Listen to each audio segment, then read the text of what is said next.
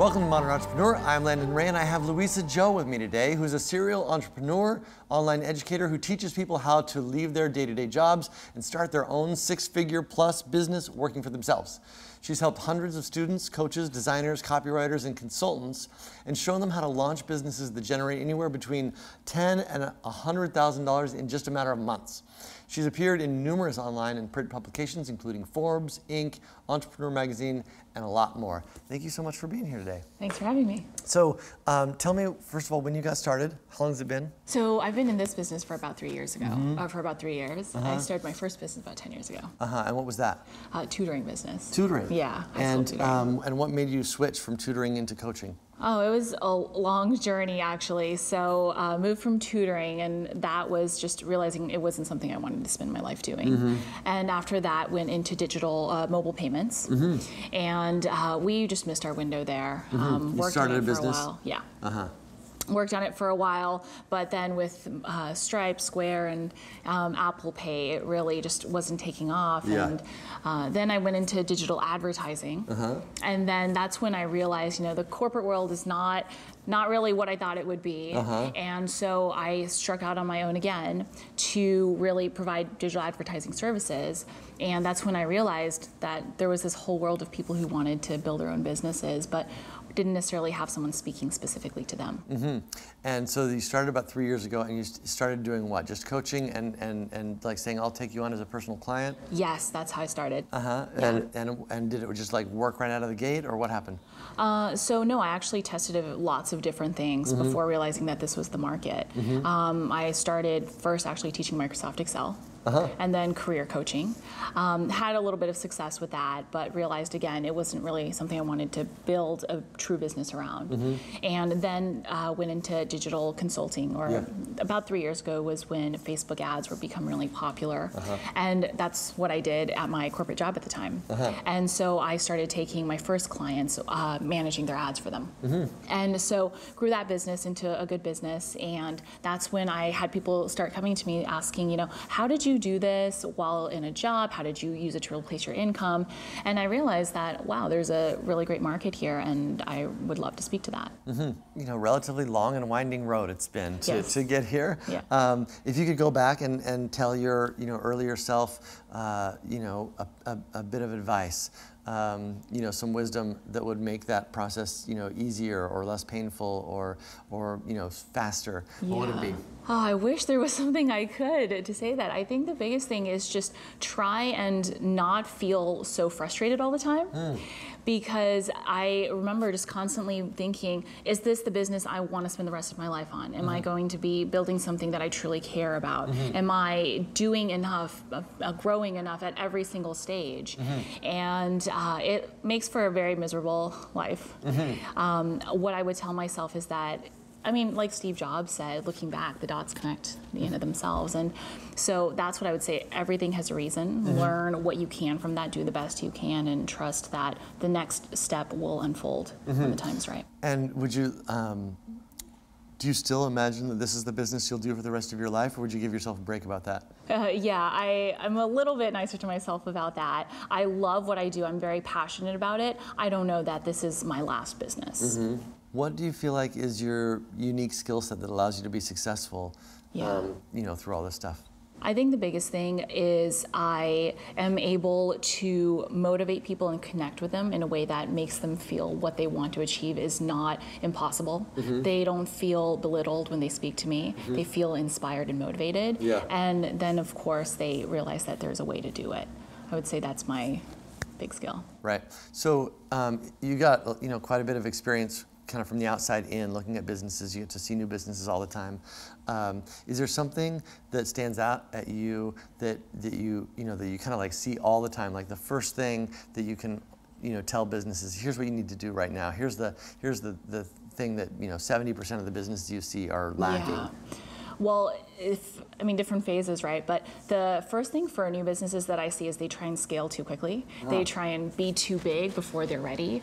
They think, how can I systematize this? How can I remove myself from the business? How can I be the big CEO before they're ready? And I would say instead, focus first on building relationships, on being your brand, if that's what it is, but connecting with your customers, because that's what's going to separate you from everyone else in a crowded industry. Yeah. And the growth, becoming that CEO, that's going to come with time. Yeah. Just don't try and do it too early. That's so interesting. Do you mostly work with people in New York? No, actually. All over the world? Yeah. Because that's like the opposite thing as what I hear most of the time, which is that people, entrepreneurs tend to be super concerned that if they hand anything off, that it's not going to be done as well, and that like letting go of responsibility is the hardest thing that we deal with. Yeah. Like I don't hear people going like, I shouldn't have to do this very often. Why do you think that are you attracting those people in some way, or what is that? I think I attract very ambitious, very systems-focused people. Yeah. I mean, that is something I talk about. It's not so much that, actually they do have trouble delegating. They do want to do everything themselves, but it's more of a, do I really need to be speaking to every single person? Do I really need to be doing these live streams? Can I be more removed and write more emails? That kind of thing. They want to be scalable before they've really even figured out necessarily like how to talk to a customer. Exactly. Or how to deliver even value even. Or how to create a product before they even really understand the true service that they're providing. So you think that's driven by the environment that we live in, where people are getting told that everything is sort of a magic bullet? Absolutely. Yeah.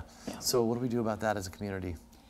I think it's important to set real expectations, to share the behind the scenes. I mean, we hear this all the time, but it's not emphasized enough. There's no such thing as an overnight success. But when we hear these stories about how quickly businesses have been built in any industry, I think it's easy to forget that. I think it's important to take us back to that. And I think another thing is also to redefine success not by just our numbers, but by the impact we're having on our community, no matter how small it is, because every person that you change, that's their life. They don't feel like a number. They're not a number to themselves. Yeah, interesting.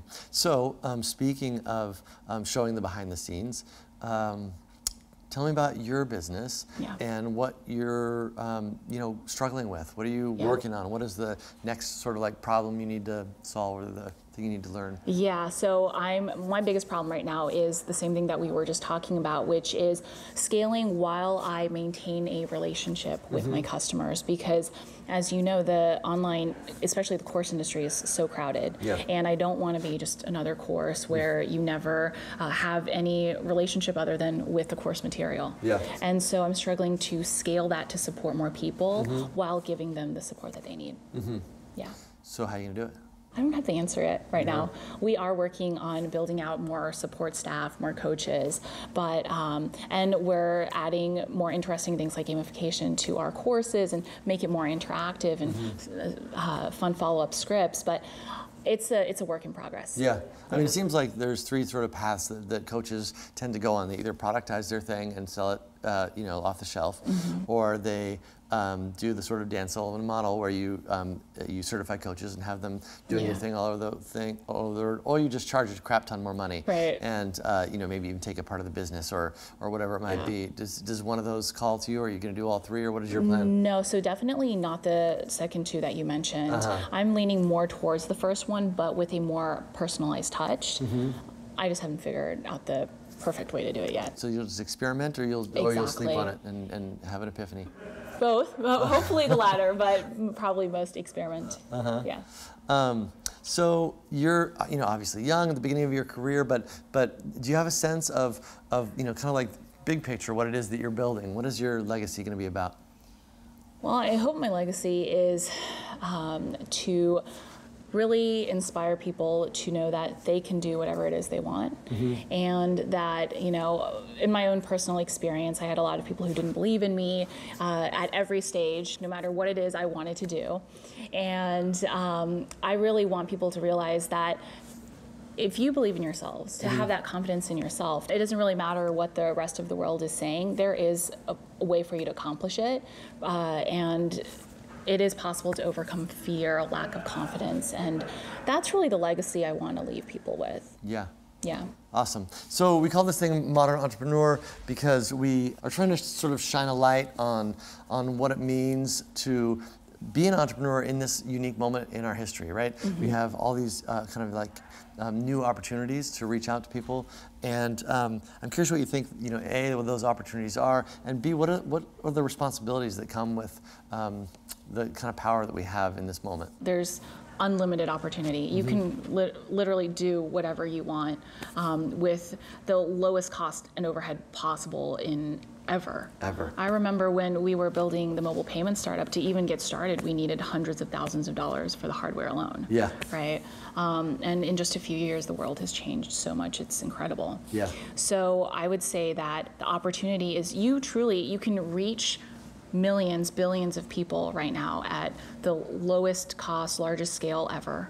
In the history of the world, you can create something truly meaningful for the lowest cost ever. You can outsource, you can, I mean, it's just, like I said, unlimited opportunity. Almost overwhelming. The responsibility is to truly create something, though, that adds value, that is meaningful, not just, you know, to make a quick buck for yourself. Yeah, awesome. Luisa, thank you so much for being here. It's been a total pleasure. Thanks so much. Would you sign our wall? Yes, I would love to. Thank you.